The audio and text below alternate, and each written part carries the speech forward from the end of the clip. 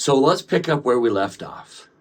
In our last video, we saw that if we engage in a war of the heart at whatever level, but we do it the Lord's way, we get the Lord's help. That's the great guiding principle. If we enter and act, if we do things the Lord's way, we get the Lord's help. Whether that's in my home, disciplining my children the Lord's way, then I get the Lord's help. Any type of conflict, any type of war of the heart, whether it's a community conflict or a challenge, a bully that is picking on my child, any type of war of the heart or conflict, the general rule is if I do it the Lord's way, I get the Lord's help. So now the question is, what is the Lord's way?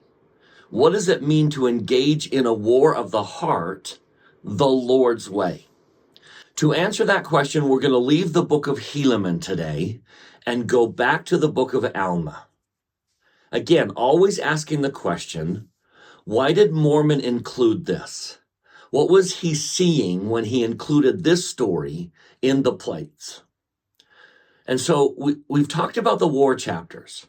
Now, typically the war chapters are considered from 46 on when Amalickiah rebels, joins the Lamanites, and becomes king of the Lamanites, and then leads the Lamanite army in battle against the Nephites. Those are what we traditionally call the war chapters. But if you look at the book of Alma, there's a skirmish with the Lamanites before those war chapters. Even the little insert that's in the Book of Mormon does not include that as the war chapters. So why would Mormon include this little skirmish with Zarahemnah?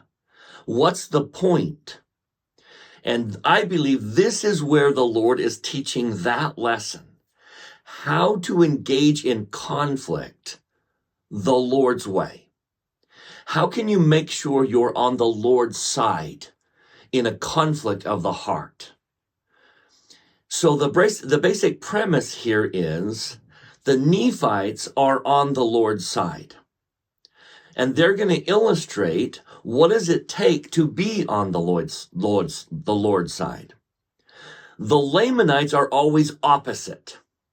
So we're going to study these few chapters and ask ourselves, what are the rules for engaging in conflict the Lord's way? And what is it that the Nephites are doing that are going to illustrate how to be on the Lord's side? And what are the Lamanites doing that illustrate how to not be on the Lord's side? I truly believe that's what Mormon saw, and that's why he's including this on the plates.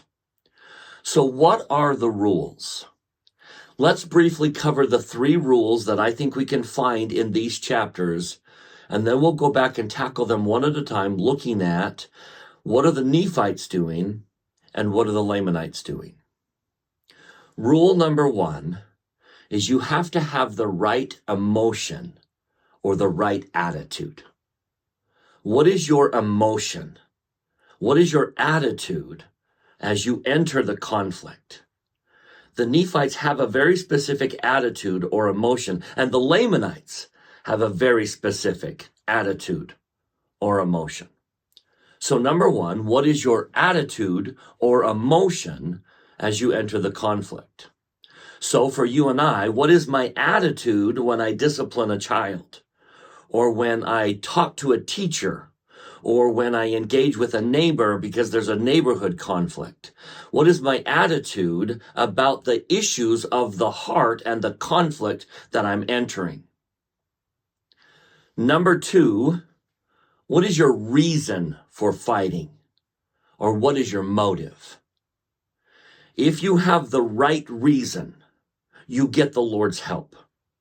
If your reason or your motive for fighting, which will be illustrated by the Lamanites, if your reason or motive for fighting is wrong, you are on your own. You may win the victory, but you did it without the Lord's help. I, for one, always want the Lord's help. Remember, what Moroniah couldn't do on his own with the sword, Nephi did with the Lord's help by doing it the Lord's way. So, motive or reason is number 2. Number 3 is a fascinating little rule that the Lord imposed upon the Nephites, and he takes it up a notch in our day, is you cannot be guilty of the second offense. You can't be guilty of the first, which is kind of obvious.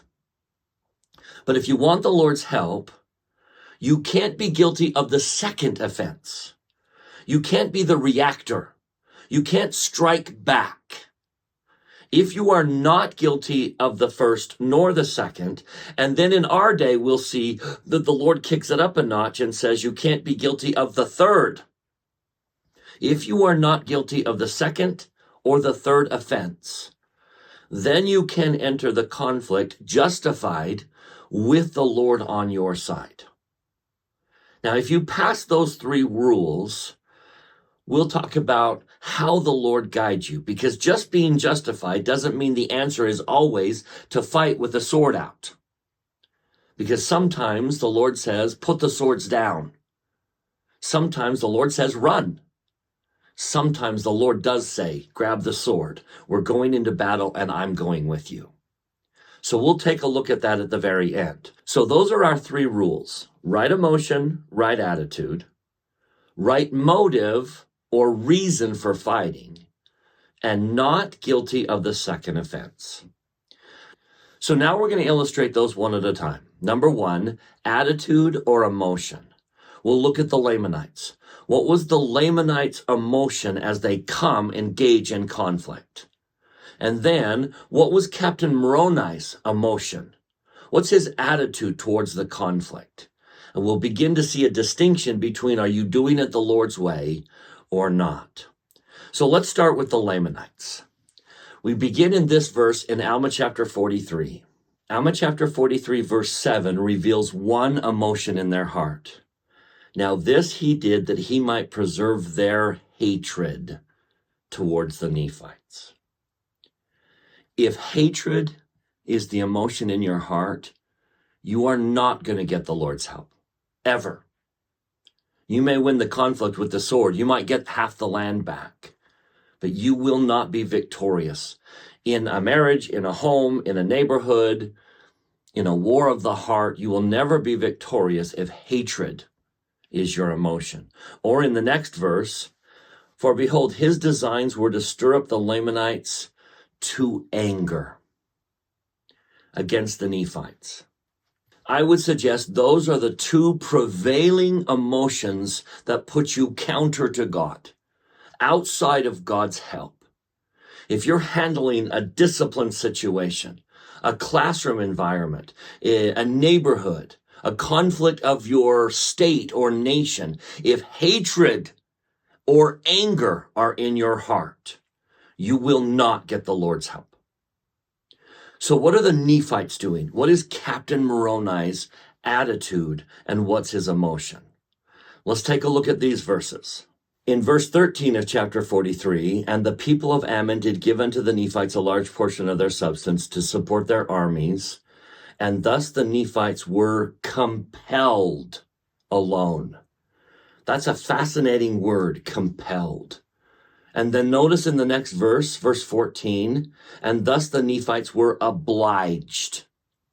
Can you kind of picture the emotion in my heart if I'm going into a conflict, compelled?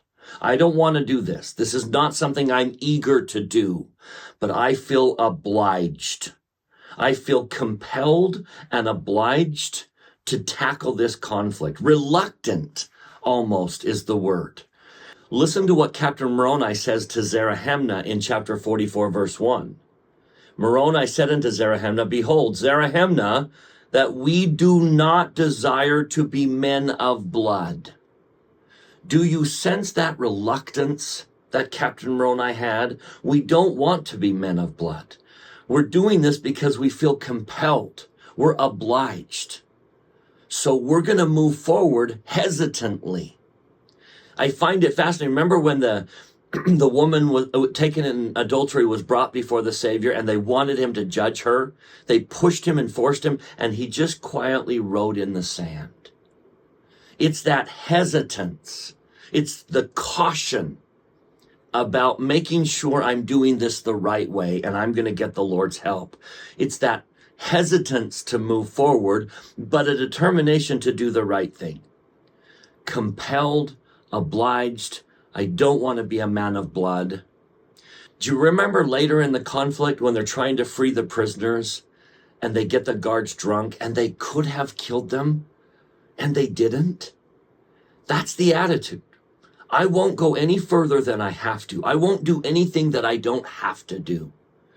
We saw this with Nephi when he's trying to obtain the plates and he finds Laban drunk in the street and the Spirit says, you've got to kill him. And Nephi's reaction was hesitance. I don't want to. I don't want to go any further than I have to be victorious in the conflict. And there's the Nephite attitude. There's the right attitude. It's a reluctance, but a feeling compelled or obliged to move forward. Versus the Lamanites who are full of anger and hatred. So if anger is in my heart, if hatred is in my heart, I'm not going to get the Lord's help. To pass test number 1 is I move forward reluctantly, feeling compelled and obliged, but hesitant to do anything. Now, number 2, what is the motive or the reason for fighting? Let's listen as the Lamanites describe their motive for fighting. Back in Alma chapter 43, verse 8, when it describes their anger, it says, this he did that he might usurp great power over them, meaning the Lamanites, and also that he might gain power over the Nephites and bring them into bondage.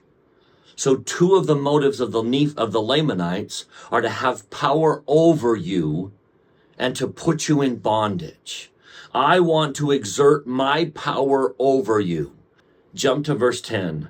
For they knew that if they should fall into the hand of the Lamanites, that whatsoever should worship God, that whosoever should worship God in spirit and in truth, the true and living God, the Lamanites would destroy. So far, we've seen power over, put you in bondage, and hurt you. I want to hurt you. If my motive is to hurt you, I am not going to get the Lord's help. If I want to embarrass you or bring shame to you, if I want people to mock and belittle, if I want to go on social media and bring you pain and shame, if that's my motive, if your destruction and your pain and your humiliation is my goal and my motive, I will never get the Lord's help. Never. In verse 29, and now as Moroni knew the intention of the Lamanites, that it was their intention to destroy their brethren and to subject them and bring them into bondage, that they might establish a kingdom unto themselves over all the land. So here's another one. I want to exert myself over you. I want to put you down and show my superiority to you. So I want to tear you down and elevate myself. I want to rule over you. Bondage, destruction, pain. Do you see the motives of the Lamanites? Chapter 44, verse 2, we get a couple more. Behold, this is Captain Moroni to Zarahemnah. We have not come out to battle against you, that we might shed your blood for power. Neither do we desire to bring anyone unto the yoke of bondage. But this is the very cause for which you have come against us. Let me throw this last one in, back to our number 1. And ye are angry with us because of our religion. You're starting to see reason and motive that's going to put you at odds with Christ. If my victory over you and your pain and bondage and destruction and tearing you down and embarrassing you or mocking you or canceling you, if my motive is your pain, I am not going to get the Lord's help. He will not be with me in the conflict. Let's do one more. From Ammoron's letter to Moroni, chapter 54, the last 2 verses. I am Ammoron, a descendant of Zoram, whom your fathers pressed and brought out of Jerusalem. And behold now, I am a bold Lamanite. Behold, this war hath been waged to avenge their wrongs and maintain and obtain their rights to the government. I want revenge. I want you hurt, you put down, you in bondage, me to rule over you, and I want revenge. Now, do you see how anger and hatred are so tied to that? Clearly, if anger and hatred are my attitude, then revenge and your pain are often going to be my motive. But if that's what's in my heart and that's the reason I'm fighting, I will never get the Lord's help, ever. He will not be with me. I am fighting with the sword like Moroniah, and at best I'll get back half. So what is the reason for fighting for the Nephites? We can sum it up in 3 words. They fought for 3 reasons. Reason number 1, back in chapter 43. And now the design of the Nephites was to support their lands and their houses and their wives and their children, that they might, here's number 1, preserve them from the hands of the enemies, and also that they might preserve their rights and their privileges and also their liberty, that they might worship God according to their desires. We are going to preserve the way of life that we have built. I'm not going to let you take it away. I'm going to preserve our rights, our privileges. We're going to preserve our families. I'm going to preserve what we have and what we've built to maintain.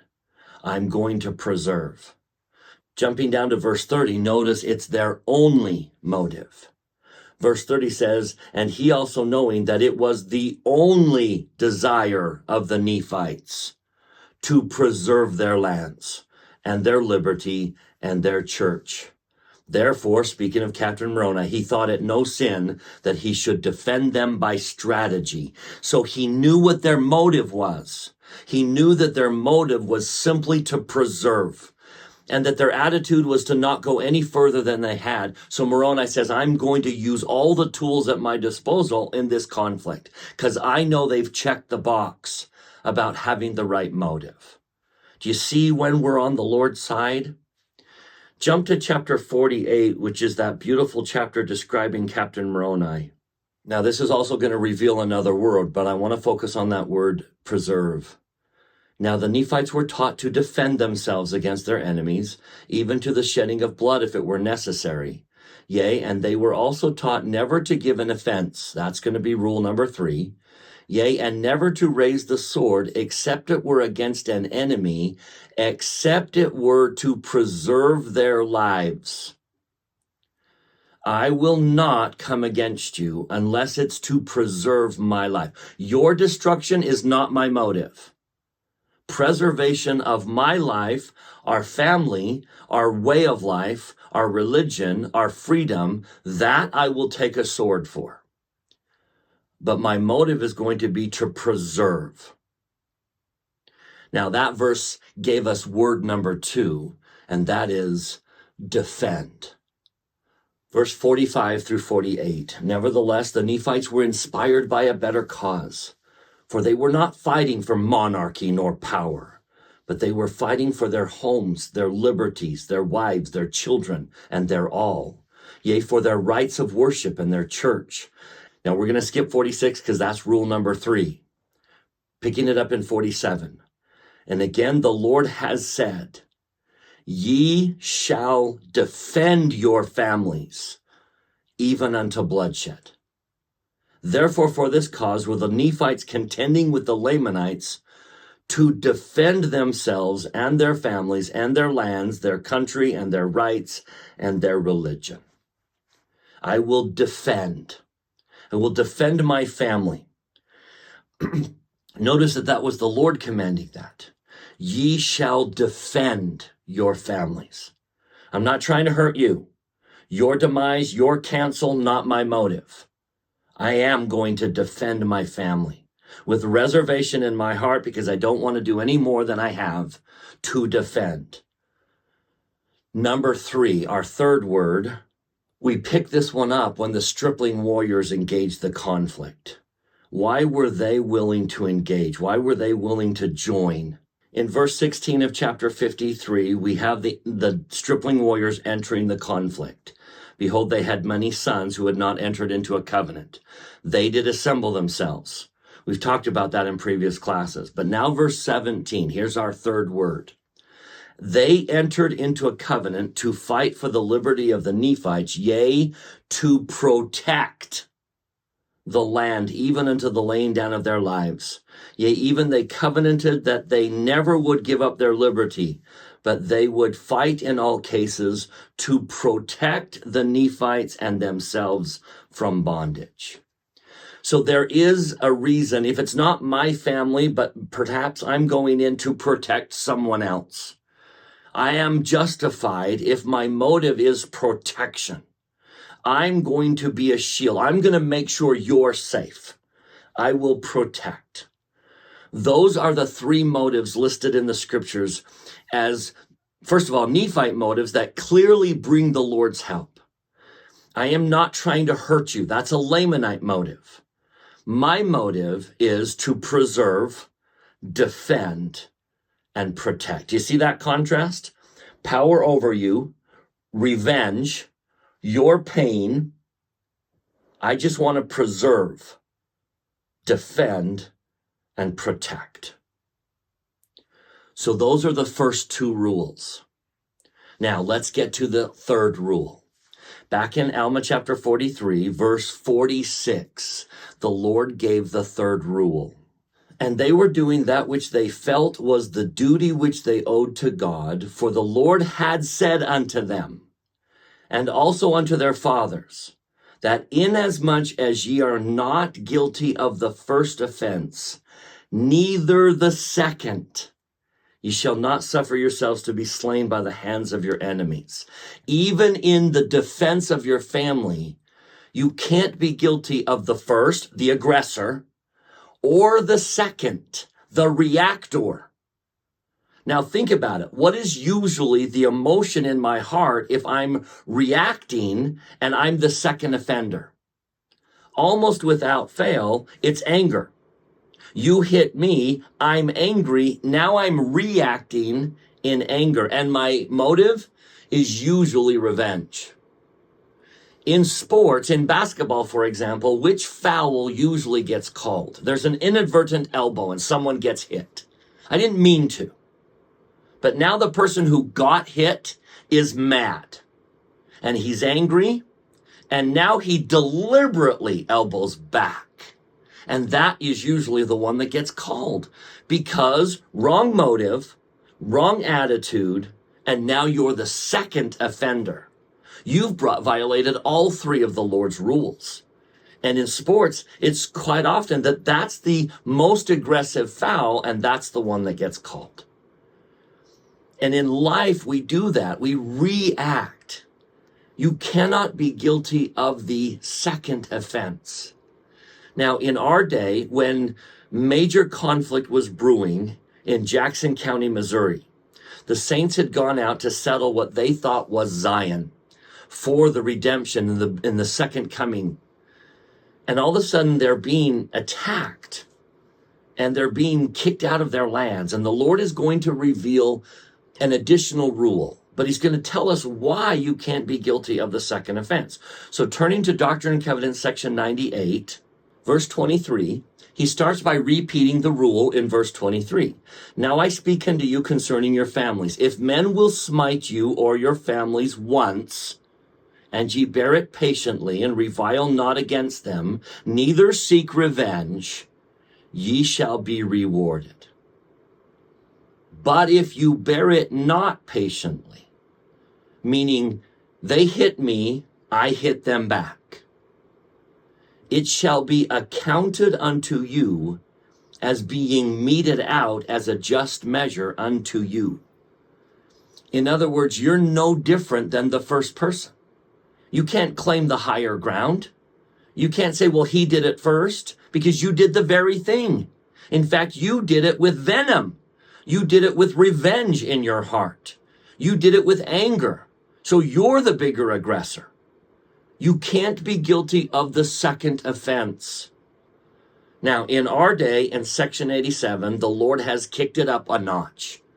And he continues by saying, again, if your enemy shall smite you the second time, and you revile not against your enemy, and bear it patiently, your reward shall be 100-fold. And he doesn't really command it. I know he doesn't say thou shalt not, but he sure seems to suggest that we shouldn't be guilty of the third offense. If they come against me twice, and then I react, I'm guilty of the third offense. And he says, if you're not, blessed are you. Blessed are you. Now watch him enter the conflict. So now they've come against me twice and I didn't react. I'm not guilty of the third offense. So then they come at me a third time. Verse 26. And again, if they shall smite you a third time and you bear it patiently, your reward shall be doubled. Nevertheless, verse 28. I say unto you that if your enemy shall escape my vengeance, that he be not brought unto justice before me, then you shall see to it that ye warn him in my name, that he come no more against you, neither upon your family. Verse 29, then if he shall come upon you, even then, verse 30, if you will spare him, you'll be rewarded. So how many times is the Lord saying, do your very best not to react. Make sure your emotion is right and your motive is right. And you can do that by not reacting. Even a fourth attack. If you're going to keep calm in all of this, blessed are you. Nevertheless, if you haven't been guilty of the first, the second, or the third offense, and you've warned him, verse 31, nevertheless, thine enemy is in thine hand. If thou rewardest him again according to his works, meaning now you enter the conflict, you are justified. If he has sought thy life, and thy life is endangered by him, thine enemy is in thine hands, and thou art justified. Now notice verse 32, kind of a confirmation of what we've been talking about. Behold, this is the law I gave unto my servant Nephi, and thy fathers, Joseph and Jacob and Isaac and Abraham. Do you remember how the Nephites thought they were doing what their fathers had been commanded? This is the Lord confirming that, saying, this is the law I taught from the very beginning, Abraham, Isaac, and Jacob. You can't be guilty of the first, and definitely not the second. But even if you're not guilty, and it would be even better to not be guilty of the third or even the fourth. Now, let me be clear, there is an exception to that rule. Someone breaks into my house and threatens the lives of my family. I don't necessarily need to wait until they've done it 3 times. There is an exception to the rule, which the Lord gives in the Doctrine and Covenants. Section 134 of the Doctrine and Covenants, verse 11, gives this exception. We believe that men should appeal to the civil law for redress of all wrongs and grievances. See, that's the right way to do it. You hurt me. I'm not attacking you. I'm going to appeal to the powers that be to right the situation. Where personal abuse is inflicted or the right of property or character infringed, where such laws exist as will protect the same. But we believe that all men are justified in defending themselves, their friends, their property, and the government from the unlawful assaults and encroachments of all persons in times of exigency, where immediate appeal cannot be made to the laws and relief afforded. There is that moment where I can't risk the life of someone that I love. I can't go through the normal process. And so this is a time of exigency. I will enter this conflict right now, but for what motive? To defend. I will enter we are justified in defending ourselves in a time of exigency. But I would suggest those are rare. For normal, everyday wars of the heart, there is an opportunity to not react, to react calmly, to give them a chance, to make sure that my emotions are right, my motives are right. Therefore, I follow rule number 3, and I'm not guilty of the second or even the third offense. I make sure that when I enter, I'm entering with the Lord's help. Those are the 3 rules that seem to be apparent in the Book of Mormon about getting the Lord's help. Now, what do we do when we're justified? We don't just grab the sword and go running out there swinging it. What do we do when we're justified? Again, let's turn back to Captain Moroni, because the Book of Mormon is going to answer that question. In that great chapter of Alma 48, where we see into the heart of Captain Moroni, and this was their faith, that by so doing, God would prosper them in the land. Or in other words, if they were faithful in keeping the commandments of God, that he would prosper them in the land and warn them to flee or prepare for war according to their danger. In other words, God will prosper us according to the danger and direct us. Now think about the Book of Mormon. Sometimes he said, run. To the stripling warriors running in front of the Lamanites, run.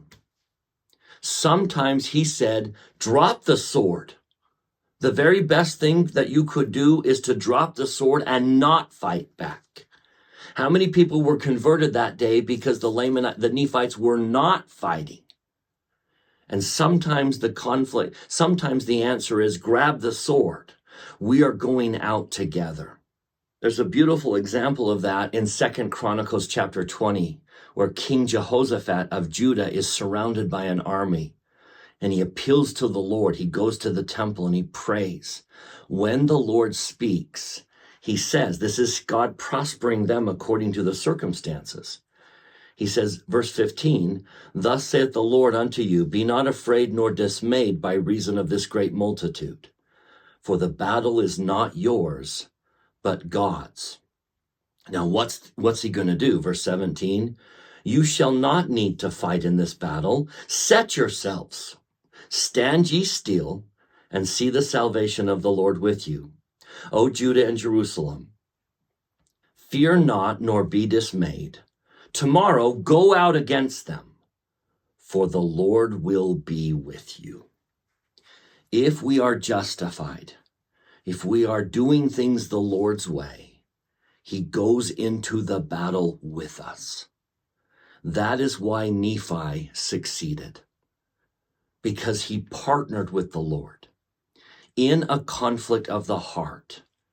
If we violate the rules and do not have the Lord's help, it is my witness to you that you might win the victory, but you are fighting with the sword like Moroni. And often, at best, you will barely get back half. But if you will enter the conflict the Lord's way, you will get the Lord's help. And maybe he tells you to run. Maybe he tells you to drop the sword. Maybe he says, go to the courts. Maybe he says, let's go fight. But the key is the Lord's going to prosper us according to the circumstances. And he will guide us and tell us how to be victorious. We can be victorious in wars of the heart, whether they're in our home or in our community or even in our nation. We as a nation can be victorious in wars of the heart if we follow the Lord's rules and engage in conflict the Lord's way. Then we will get the Lord's help. Of that I bear solemn testimony, as one who has entered conflict without the Lord's help, having violated the rules. I know the difference. I know what happens in my home when the Lord is with me. I know what happens in my classroom when I'm trying to handle a behavior situation and I'm not following the Lord's rules. I have entered conflict without him, and I have entered conflict with him, and I know the difference. And I testify to you that if the prophecy is we will wage wars of the hearts, the only way we can engage in that conflict and be victorious is if the Lord is with us. If we do it the Lord's way, we will receive the Lord's help. Of that I testify in the name of Jesus Christ. Amen.